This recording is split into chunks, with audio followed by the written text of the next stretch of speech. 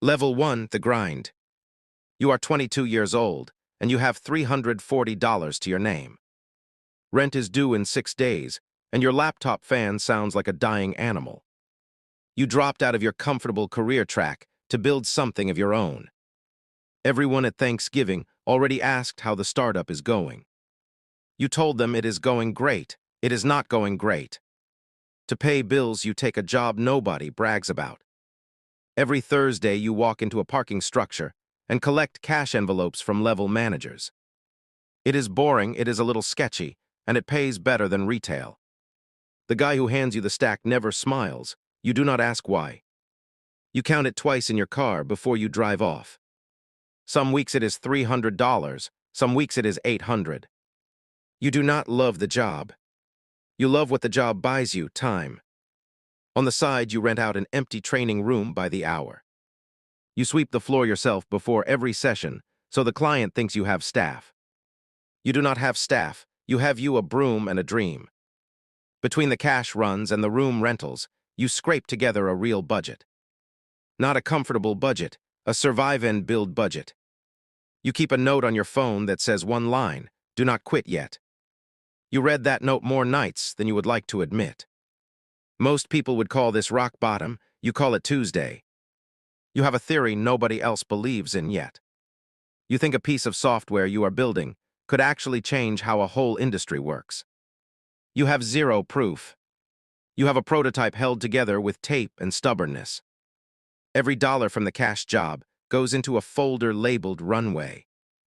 Every hour you are not collecting envelopes, you are writing code. You sleep 4 to 5 hours a night and call it optimization. Your friends stop inviting you out because you always say the same thing. Can't building. You start to wonder if the building is going to be on your tombstone. But you keep going because the alternative is going back to a life you already know you hate. Level 2, the seed. The idea started small, almost embarrassingly small. You noticed a process at your day job that was slow, manual, and dumb. You thought someone should automate this. Then you realized nobody was going to, so you did. The first version of your product took 11 nights to build. It broke constantly, you fixed it constantly, that was the whole rhythm. You showed it to one person, they shrugged. You showed it to a second person, they also shrugged. The third person actually used it, then asked if they could use it again tomorrow. That one sentence kept you up all night, not from stress this time, from hope. You started calling the thing you built a product instead of a project. The product sounded more serious. You needed to feel serious because you had nothing else. You wrote a name on a sticky note and stuck it to your monitor. That sticky note became the company. You registered the domain at 1M using the last $12 in your checking account. You told yourself that $12 was an investment, not a risk. Somewhere between the cash job and the code, you stopped sleeping like a normal person.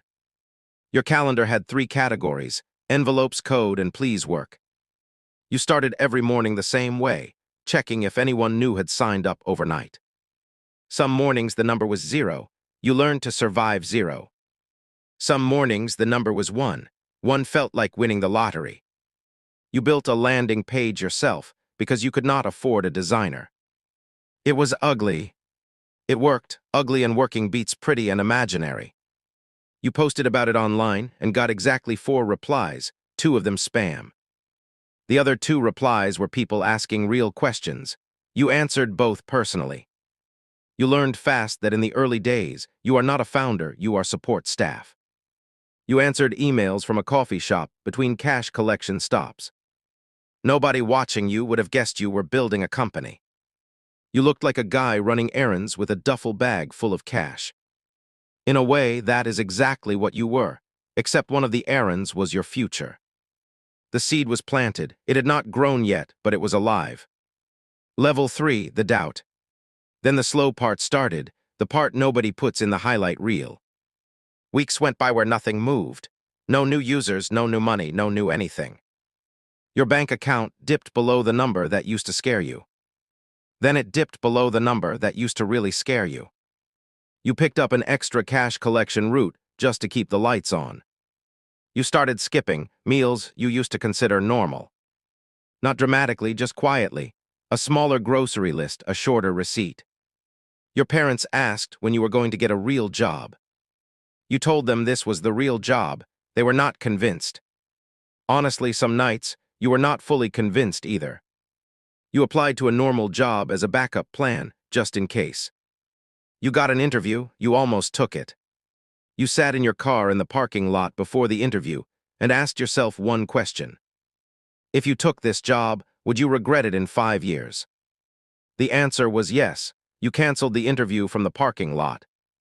That decision felt insane in the moment and obvious in hindsight. You went back to the cash route that same afternoon. The guy handing you the envelope asked why you looked so relieved. You said you just turned down a job. He laughed and said, "Good, keep building." Turns out even the guy with the mystery cash stack was rooting for you. Around this time, your product had 11 active users, 11 total. You knew 11 people personally by their first names and their bug reports. One of them emailed you at 2 a.m. with a problem. You fixed it by 2:40 a.m. That kind of service does not scale, but at 11 users it does not need to yet. You were not building a company. You were building trust one person at a time. Money was still tight enough that a broken car would have ended everything.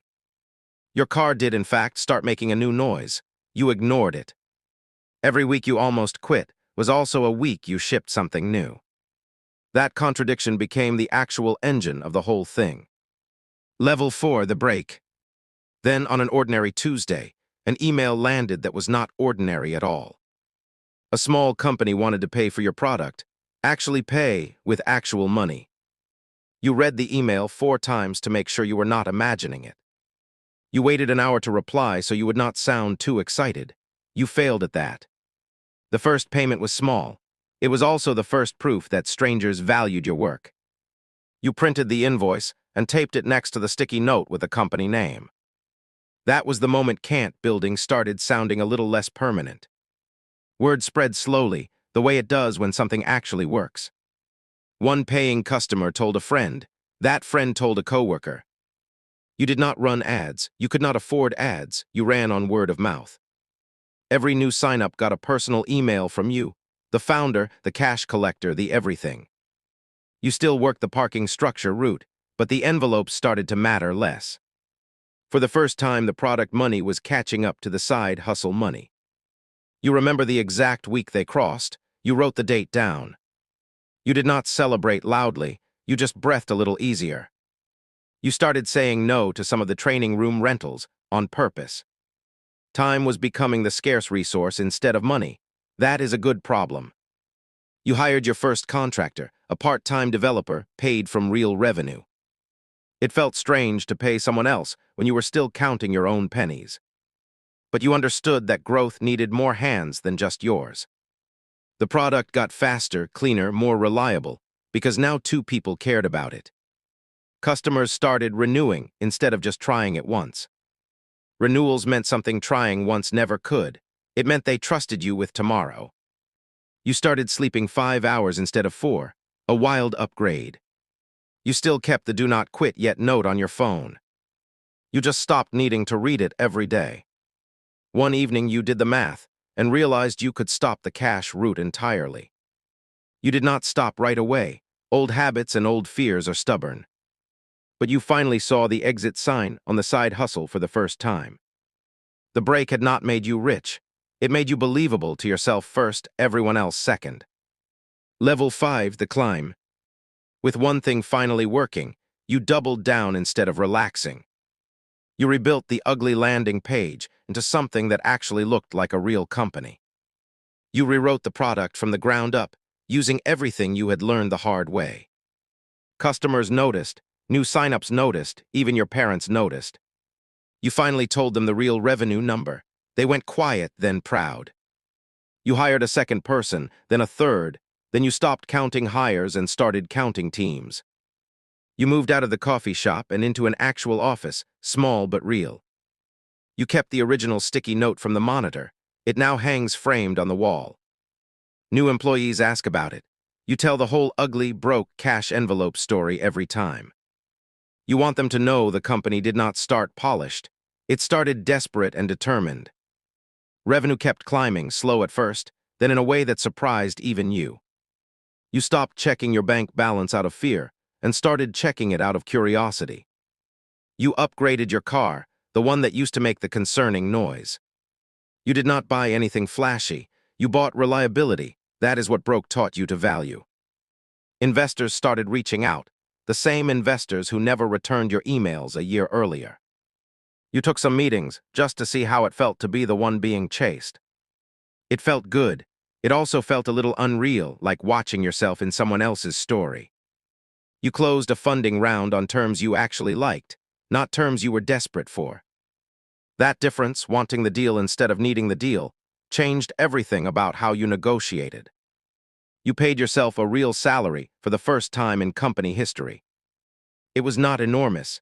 It was enough to stop doing math in the grocery store aisle. You called the old parking structure just to say thank you, oddly enough.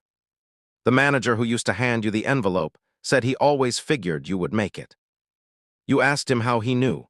He said you were the only guy who counted the cash and then went straight back to work. The company kept growing. The team kept growing. The problems kept growing too, just bigger ones.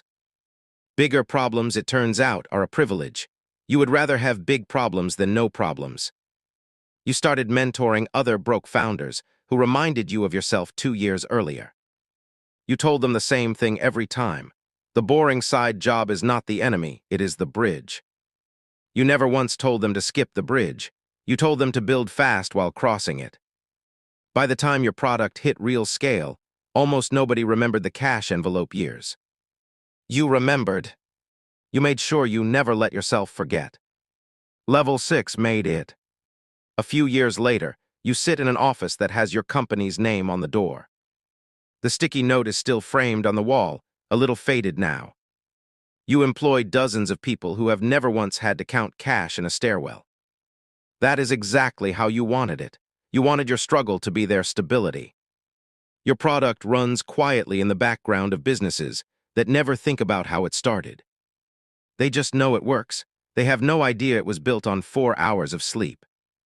You get invited to speak at events for young founders now. You always tell them the same uncomfortable truth. It almost did not happen. You tell them about the interview you almost took, the car you almost could not fix. You tell them about the note on your phone that just said, "Do not quit yet." Some of them laugh at the cash envelope job. Most of them respect it.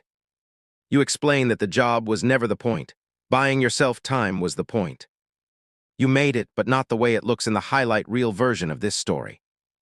You made it slowly, through boring Tuesdays, not through one lucky Thursday.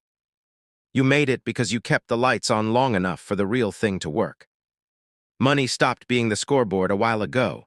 Now the scoreboard is whether the work still means something. It still does. That surprised you more than the money ever did. You drive past the old parking structure sometimes, just out of habit. You do not need to. You just like remembering where the floor actually was. You think about the version of yourself with $340 and a dying laptop fan. You are not embarrassed by him. You are grateful to him. He did the unglamorous work, so you could eventually do the meaningful work. If he had quit on any one of those Tuesdays, none of this would exist. So no, you never regret the cash job, the empty training room, or the bad sleep schedule. You regret nothing about the broke years, because the broke years built the founder. People ask what the secret was. There was no secret. The secret was doing the boring, unglamorous thing long enough for the exciting thing to catch up. That is the whole story. Broke, then building, then believable, then made it. If you are in your own Broke Tuesday right now, this is your reminder. Do not quit yet.